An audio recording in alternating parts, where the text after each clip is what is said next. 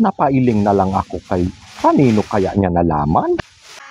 May nagpagawa man sa akin kay akala niya magaling ako. 7 pipe na nga ang nasunog ko dyan kay hindi ko man makuha ang tamang pagsukat. Bago ako maggawa dyan, nag-usap man kami. Sabi niya, mukhang magaling ka maggawa kay kumpleto ka man ang gamit. Ang kaso, sa huling pag-uusap namin kay nariltok man niya ako. Kaya mag-uli na ko. Ang sabi niya, kasi nag-usap man kami tungkol sa layout, hindi na natin ituloy kay ang tawag mo sa line 1 at line 2, negative at positive.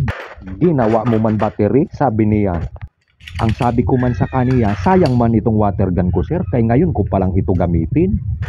Subukan ko man sanang magpalusot, kaso pagtingin ko sa kaniya, mukha man talagang lalaban. Ano pa man ang gawin ko, di maguli na lang ko. Kaya napailing ako habang nagliligpit kay iniisip ko kanino man kaya niya nalaman na ganun ang tawag ko sa line 1 at line 2. Habang naglalakad ako ng pauwi ay iniisip ko talaga